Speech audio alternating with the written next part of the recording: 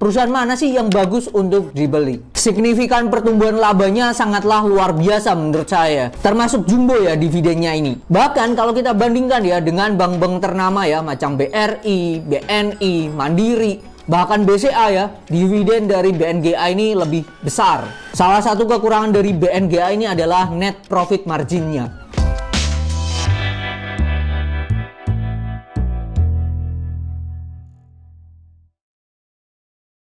Saat ini perusahaan yang bisa kita beli sahamnya ada 936 perusahaan.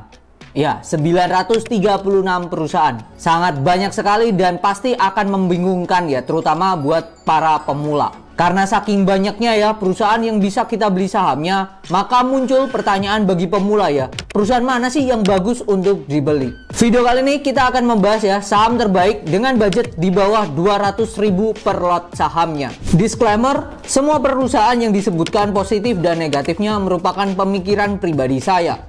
Jikalau ada perbedaan pendapat, itu adalah hal yang wajar. Yang pertama ada Sariguna Prima Tirta atau kode saham CLEO.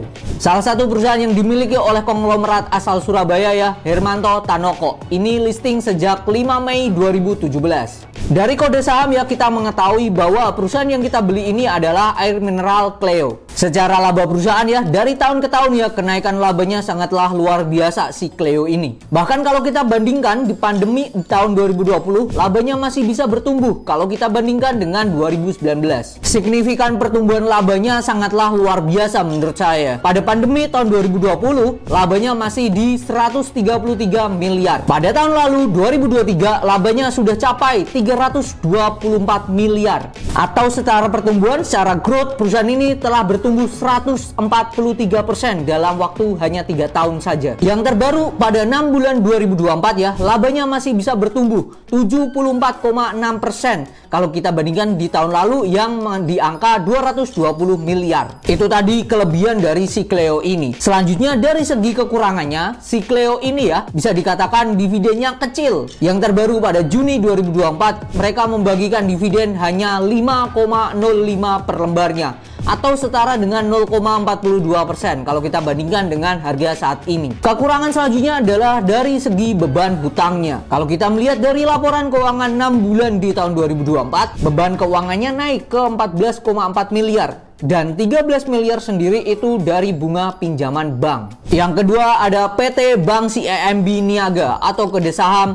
BNGA. Salah satu perusahaan perbankan di Indonesia ini sudah listing sejak lama, yaitu 29 November 1989. Ada beberapa hal yang positif dari BNGA ini. Salah satunya adalah labanya, kenaikannya yang sangat luar biasa. Di tahun 2020 labanya masih 2 triliun saja. Tetapi kalau kita melihat ya secara tahunan di tahun 2023, labanya sudah capai 6,4 triliun atau naik 220% dalam 3 tahun terakhir ini. Selain itu, BNGA ini sering membagikan dividen yang jumbo. Yang terbaru, mereka membagikan dividen 122,67 per lembarnya atau setara dengan 6,5 dibandingkan harga saat ini. Termasuk jumbo ya dividennya ini. Bahkan kalau kita bandingkan ya dengan bank-bank ternama ya macam BRI, BNI, Mandiri, bahkan BCA ya, dividen dari BNGA ini lebih besar. Salah satu kekurangan dari BNGA ini adalah net profit marginnya.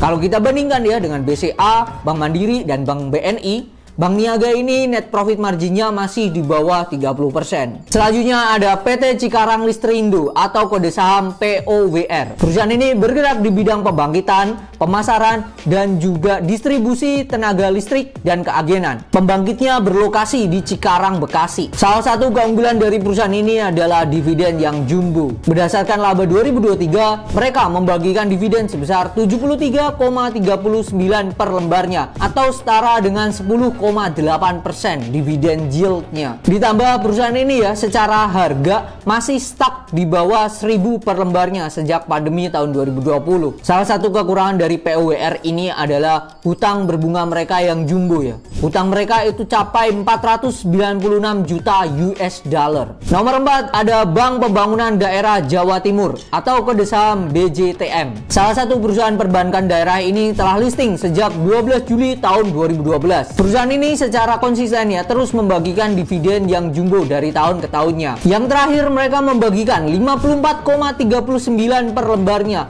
atau setara dengan 9,5% dividen yieldnya. Bahkan net profit margin Bank Jatim ini kalau kita bandingkan dengan Bank Jabar, mereka lebih oke. Salah satu kekurangan dari Bank Jatim ini adalah mereka bank daerah. Jadi perkembangannya erat hubungannya dengan perkembangan daerah di Jawa Timur itu sendiri. Dan skala mereka ini tidaklah nasional seperti bank-bank nasional macam BRI, Mandiri, Bank Niaga atau Bank BCA sekalipun. Yang terakhir ada Sido muncul dengan kode saham SIDO. Perusahaan dengan salah satu produk dengan tagline "Orang pintar minum tolak angin" ini telah listing sejak 18 Desember tahun 2013. Sido muncul ini labanya sangat luar biasa terutama saat pandemi kemarin. Puncaknya pada tahun 2021 laba mereka capai 1,2 triliun. Menariknya lagi, Sido dalam 6 bulan terakhir di tahun 2024 labanya telah capai 600 miliar, jauh di atas dari tahun-tahun sebelumnya. Ditambah perusahaan ini ya punya kas 700 miliar. Kalau kita bandingkan ya kasnya dengan total hutangnya, semua kasnya ini bisa digunakan untuk membayar hutangnya.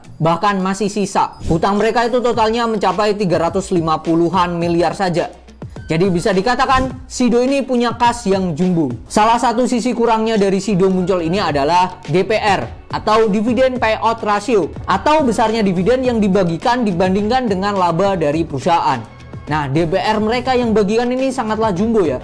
Yang terbaru mereka membagikan DPR sangatlah besar yaitu 95%. Pertanyaannya adalah masa perusahaan ini nggak ekspansi? Tantangan Sido kedepannya ini menurut saya adalah menggarap pasar ekspor. Selain 5 perusahaan tadi ya, Cleo, BNGA, PUWR, BJTM, dan Sido, aslinya masih ada satu perusahaan lagi yaitu Ultra Jaya atau kode saham ULTJ. Namun menurut saya masih ada perusahaan yang lebih baik dibandingkan Ultra Jaya, yaitu Cimori atau kode sahamnya CMRY. Masalahnya Cimori ini secara harga perusahaan sudah di atas dari judul kita, yaitu perusahaan terbaik budget di bawah 200.000. Cimori ini harganya sudah di range 400 sampai 500.000 per lotnya. Jadi itu menurut saya saham-saham terbaik dengan budget di bawah 200.000 per lotnya. Kalau menurut kalian ada nggak perusahaan yang budget di bawah 200.000 selain 5 perusahaan tadi? Boleh tulis di kolom komentar.